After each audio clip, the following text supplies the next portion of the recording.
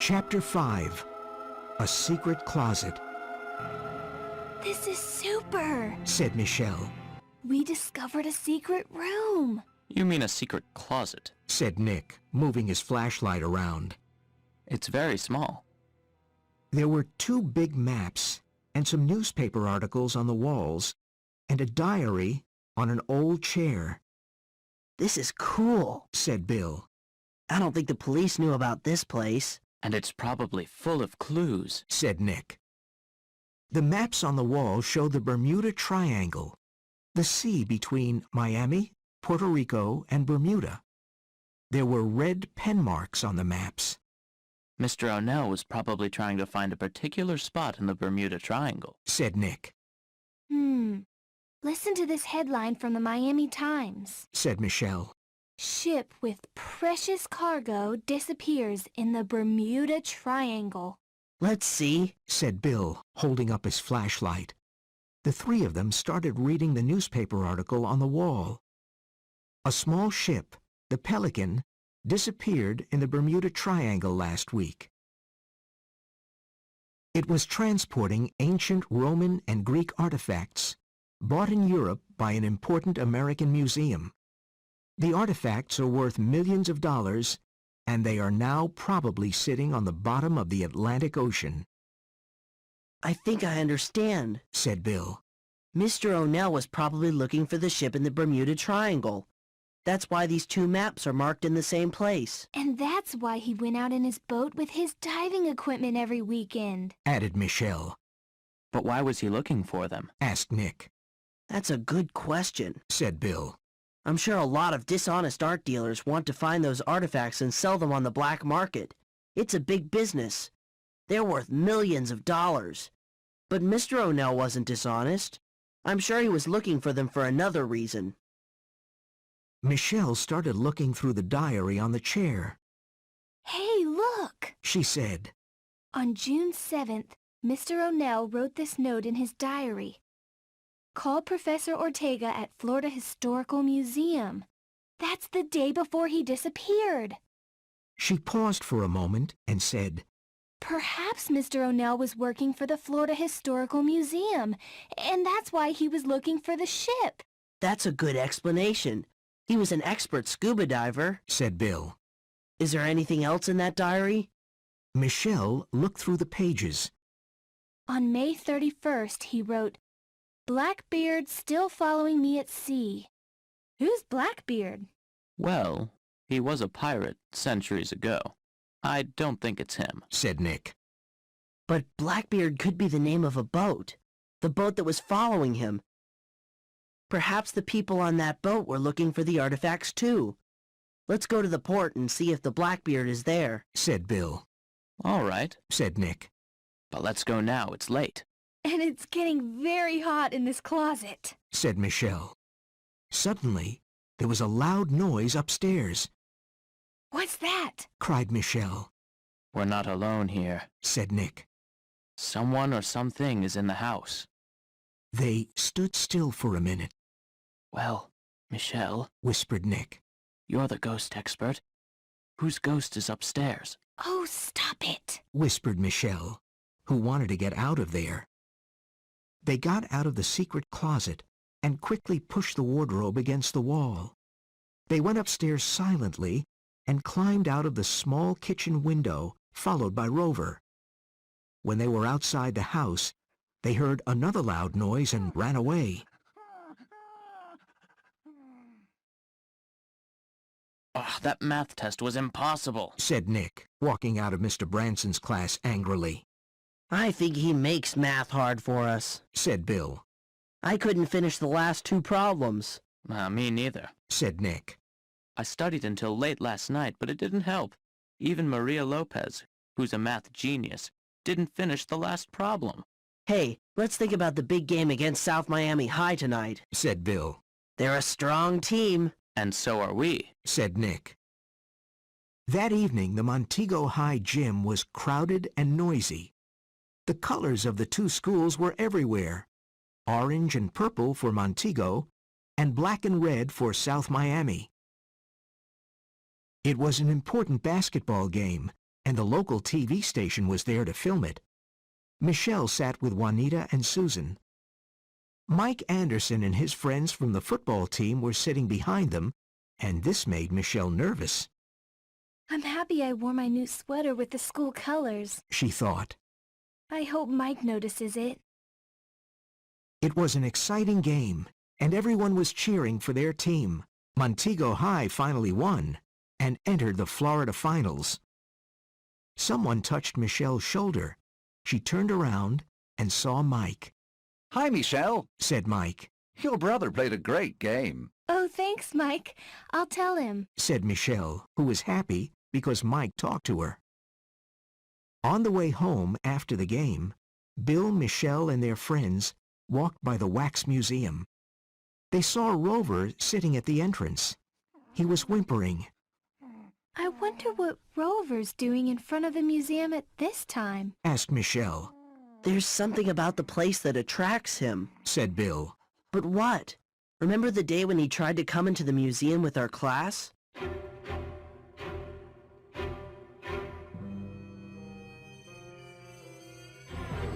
Chapter 6. The Blackbeard. On Sunday, Bill, Nick, and Michelle continued investigating the case. This time they met in Bill's room. We have to find the Blackbeard and see who it belongs to, said Bill. I'm sure there's a connection between that boat and Mr. O'Neill. There's a naval registry office at the port, said Michelle. All boats at the port are listed there. Good, let's go to the port, said Bill. The Naval Registry was a small office near the Montego Yacht Club. Michelle went in and talked to the clerk. Hello, my name is Michelle Martin, and I need some information. Is the Blackbeard here? Let me check, said the clerk as he turned to his computer. Here it is. The Blackbeard. It's at Pier number 8. That's where the biggest yachts are. Can you tell me the name of the owner?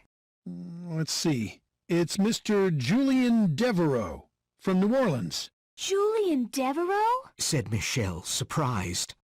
Yes, Julian Devereaux. He and his wife are the owners of the new Wax Museum. Okay, thanks for your help, said Michelle. She met Bill and Nick outside and told them about the Blackbeard. Wow, cried Nick. So Julian and Gertrude Devereaux are the owners of the Wax Museum and the Blackbeard, said Bill. And they gave a lot of money for the new park, said Nick. There's a connection, said Michelle. Why were they following the North Star at sea? And what about the Wax Museum? Asked Nick. Why is Rover so attracted to it? This case is really difficult, said Michelle. Well, said Bill, we know that the Blackbeard is at the port, and that Julian Devereaux owns the boat and the Wax Museum. There was a moment of silence. And we know he's rich, said Nick. But that's not much. The clerk said that Julian Devereaux is from New Orleans, added Michelle. Let's go home and look on the web. At home, they got on the web and found some interesting information. Devereaux was the owner of a maritime museum in Charleston, South Carolina, and a new art museum in Houston, Texas. This man owns 3 museums. He's very rich, said Michelle, grinning. And guess what you find in museums? Artifacts, cried Bill and Nick. Like the ones O'Neill was looking for. Exactly, said Michelle excitedly. So what's the next step? Asked Nick. Said Bill, looking at the computer screen. We have to find a way to get on the Blackbeard. We could find some evidence of Devereaux's connection to this mystery. The Blackbeard's at Pier number 8, said Michelle. We can go one evening when the museum is open. I don't want to meet them face to face. The museum's always open on Friday and Saturday evenings until 10 p.m., said Nick. And the Devereaux are there on those evenings. Okay, said Bill. Listen to my plan. On Friday night, Nick and I will try to get on the Blackbeard. Michelle, you can sit in the coffee shop across the street from the museum. If the Devereaux leave the building, call me on my cell phone. Good plan, said Nick. It was November and almost Thanksgiving, but the 3 friends could only think about the O'Neill case. On Friday evening, they met in front of the museum. It was cold and windy, and Michelle ordered a cup of hot cocoa at the coffee shop. She watched the museum entrance with her cell phone in her hand, ready to make a call. There was no one at the port that evening. The boys could hear their footsteps as they walked quickly past the North Star and turned left at Pier number 8. The lights of the Blackbeard were on, and the two boys stopped behind a van. Someone's on the boat, Whispered Nick. What shall we do now? Let's wait here and see what happens, Said Bill. Suddenly, the lights went off. Julian Devereaux got off the yacht and into his sports car and drove away. Whew, Said Bill. They waited a few minutes and then got on the yacht. The glass door was closed but not locked, so it was easy to get in, He didn't lock it. He's probably coming back soon. said Nick. Let's hurry. They turned on their flashlights. It was their first time on a yacht. Everything was beautiful and expensive. They started looking everywhere. Drawers, cupboards, bookshelves, but they couldn't find anything. Bill took a painting off the wall and turned it around, but he found nothing. He did the same with another painting, and this time there was an envelope on the back. Nick, look at this. Bill opened the envelope. Inside there was a map of the Florida coast and the Bermuda Triangle with some red pencil marks. It was almost identical to the maps in Mr. O'Nell's house. The Devereaux have Mr. O'Nell's map, and they hid it behind a painting. Said Nick, staring at the map. This is evidence that the Devereaux are connected to Mr. O'Nell in some way. Said Bill. We have to show this map to the police. Will they listen to us? Asked Nick. Let's go and find out. Said Bill. Bill put the empty envelope behind the painting. Then he folded the map and put it in his shirt pocket. They got back onto the pier and quickly left the port. They picked up Michelle, who was still at the coffee shop. Hi, guys. She said, You found something, didn't you? Let's go to Sandy's ice cream parlor and talk there. said Bill.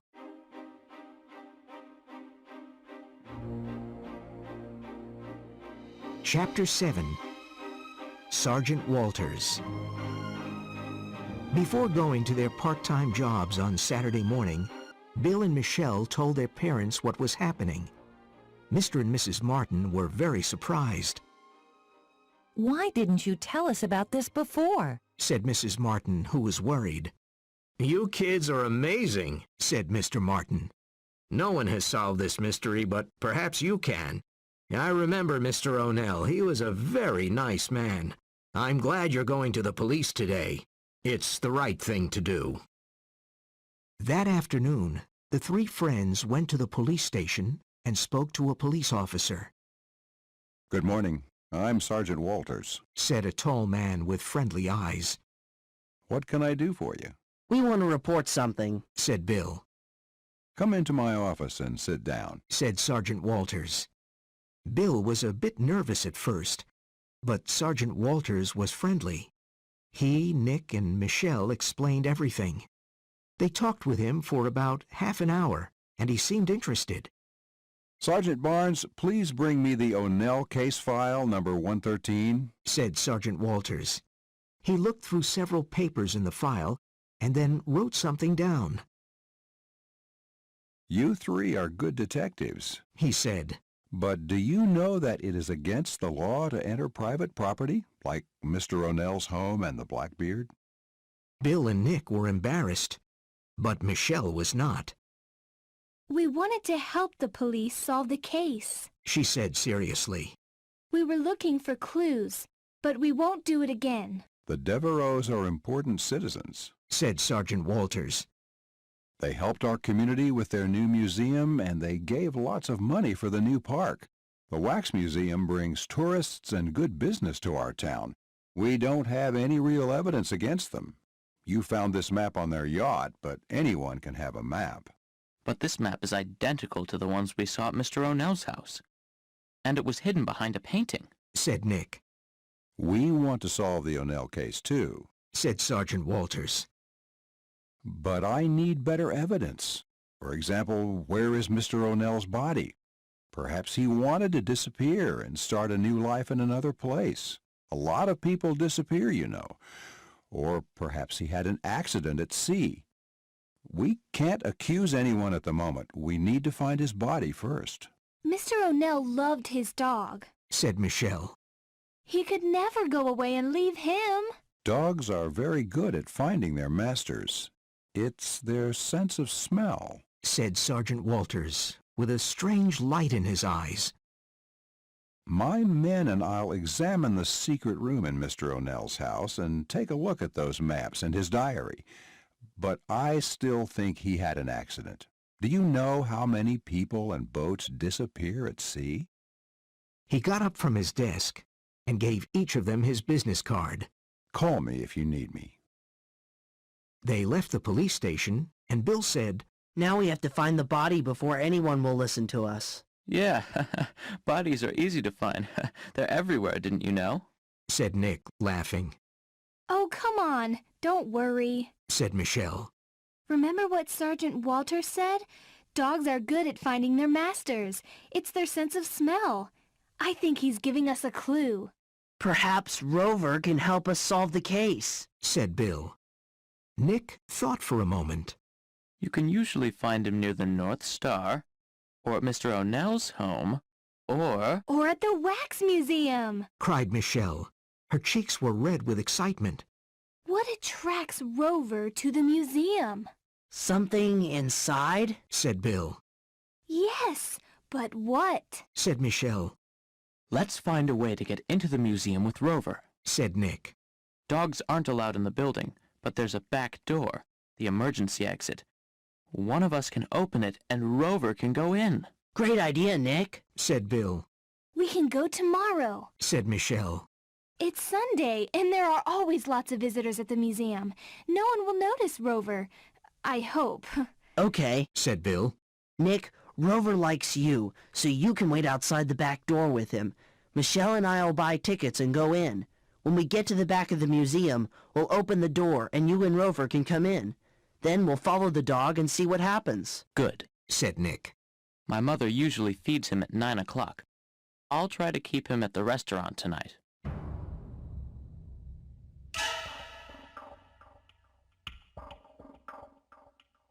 Chapter 8. At the museum. Bill and Michelle woke up early on Sunday morning. This was a very important day for them and Nick. They left their house at 9:30 and met Nick in the park. Hi, Nick, said Bill, looking at Rover's new red leash. The leash was my mom's idea, said Nick as they walked towards the museum. You and Michelle go ahead, and I'll wait for you outside the back door. That morning, a lot of tourists were buying tickets, so Bill and Michelle had to wait to get in. They went to the back of the museum and opened the emergency door. Nick and Rover went in quickly, and no one noticed them. Rover walked to the wax statue of the slave merchant with the black patch over his eye. Rover stopped in front of it and started sniffing and whimpering, and the noise got louder. Some tourists saw him, but they didn't stop, I think Rover found something, said Michelle. She and the boys looked at the 17th century slave merchant. Then Michelle noticed the tattoo on the statue's arm. Hey, look at that tattoo, Whispered Michelle. Do you remember it? It's the same tattoo we saw in the photograph at Mr. O'Neill's house. The peace sign. Whispered Nick. But they were popular in the 1970s. A slave merchant of the 1600s didn't know about peace signs. Rover started barking, He's found something, said Bill, as the barking got louder and the dog became more excited, Could that be his master? said Nick, his voice trembling, But it's a wax statue. said Michelle weakly, Yeah, but look at the tattoo. said Bill. Is that a wax statue? Or is it someone's body? They felt cold, and their hearts started beating fast. Suddenly, their legs felt weak. But how is it possible? Nick couldn't finish his sentence. Rover's bark got louder, and the museum guard came by. I'm sorry. Dogs aren't allowed in the museum, He said. Please take him out. No, we're not taking him out. Said Bill angrily. You must obey the rules of the museum or I'll call the police. No, Said Bill angrily. we'll call the police. Michelle, do you still have Sergeant Walter's card? Of course I do. She said, taking out her phone. I'll call him. Several visitors stopped to see what was happening. Rover was very excited and barked loudly. Nick pulled on the leash to hold him back. Michelle called Sergeant Walters and asked him to come immediately. We have a body for you. She said with a trembling voice. More visitors stopped near them. Sergeant Walters, Sergeant Barnes, and 2 other policemen got to the museum in a few minutes. Sergeant Walters, we found Mr. O'Nell's body. Said Michelle loudly. His dog led us here and started barking. We noticed that the tattoo on the statue is the same tattoo we saw in a photograph at Mr. O'Nell's home. A peace sign, popular in the 1970s. And this museum is owned by Mr. and Mrs. Devereaux. O'Nell's body? Exclaimed Sergeant Walters. What are you saying? I want to look into this. He turned to the museum guard and said, I want to examine this statue carefully. Do you have a back room? Yes, I'll open it for you. Said the guard. Sergeant Walters asked his men to take the statue to the back room. I want to speak to the owners of the museum immediately. He said. Mr. and Mrs. Devereaux are in their office upstairs. I'll go and call them. The guard was worried and confused. Sergeant Walters' men carried the statue to the back room, and Rover started following them. Nick pulled him back, but it wasn't easy. Sergeant Walters called the police station and asked them to send a medical expert. Then he turned to the 3 young people who were very excited about their macabre discovery. I don't know what we'll discover here, but something is wrong, and we're going to find out more about that wax statue. Your detective work was excellent, and you helped us a lot, but now it's the responsibility of the police. Call me in a few days, and I'll tell you something more. Thanks for your help. The 3 friends were proud. They were helping the police solve the O'Nell case. When they left the museum, Nick took the leash off Rover, but he didn't run away. He stayed with them.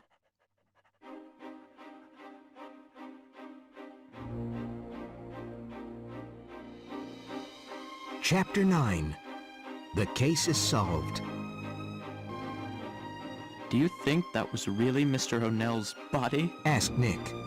If it was, this is like a horror movie. Said Bill. What if the other statues were bodies? Michelle said weakly. Oh, please, Michelle. Said Nick. Devereaux reminds me of Dr. Frankenstein. When will we find out something? Asked Bill. I'm going to call Sergeant Walters in a few days. Said Michelle. Bill, Michelle, and Nick did not have to wait long. On Wednesday, the O'Nell case was on the front page of the Miami Times. O'Nell case, finally solved. The O'Nell case was finally solved by the Miami police this week with the help of 3 teenagers. Bill Martin, 16, his sister Michelle, 15, and Nick Chan, 16. These young people showed great determination and courage. The police discovered the waxed, embalmed body of Peter O'Nell, a 45-year-old high school teacher and expert scuba diver, in the Montego Bay Wax Museum. The macabre discovery was a big shock for everyone because he went missing in June of this year. The owners of the Wax Museum, Julian Devereaux, 46, and his wife Gertrude, 42, made a terrible confession. They killed Peter O'Nell. Peter O'Neill was working for Professor Dan Ortega, who is the director of the Florida Historical Museum. Professor Ortega asked him to find the ship with the 5 artifacts that disappeared in the Bermuda Triangle.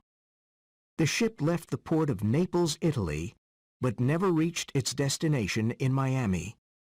All radio contact was lost when the ship entered the Triangle. The museum bought these valuable artifacts in Greece and Italy to add to its beautiful art collection. Julian Devereaux owns an art museum in Houston and a maritime museum in Charleston. He knew about the lost artifacts and wanted to find them for his museums. He followed O'Nell's boat during his trips to sea.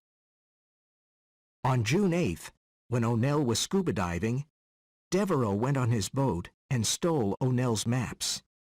These important maps showed where the ship and the artifacts were. O'Nell returned to his boat before Devereaux could leave it. He shot and killed O'Nell with his gun. With the help of his wife, he brought O'Nell's body back to his yacht, the Blackbeard. They had to eliminate the body, so they took it to the Wax Museum that night. Julian Devereaux is an expert chemist, and he embalmed the body. Then he put it in a bath of hot wax and made it look like a statue, the wax statue of a slave merchant of the 1600s. With a patch over one eye, a dark beard, and a red bandana, it was almost impossible to recognize O'Nell. But the expert chemist forgot to eliminate the tattoo on O'Nell's arm. With O'Nell's maps, Devereaux found the 5 artifacts in the Triangle and hid them in his museum in Houston.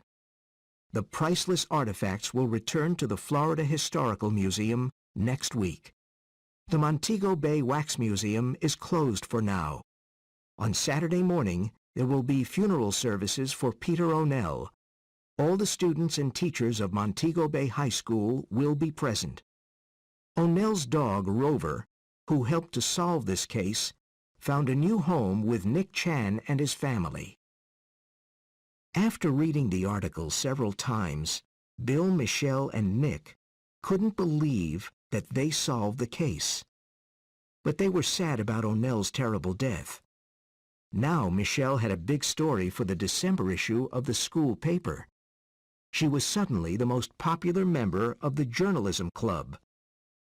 The Devereaux almost committed the perfect crime, She said, Yeah, but they forgot about a dog's instinct and his sense of smell. said Bill, grinning at Rover. Let's celebrate at my restaurant. Said Nick, and Rover barked. That's super. Exclaimed Bill. Hey, let's walk down to the port and invite Francisco. Said Michelle. After all, he's part of this too. He was the first one to give us clues. At that moment, Michelle's phone rang, and she saw Mike's number on the display. Now, everything was really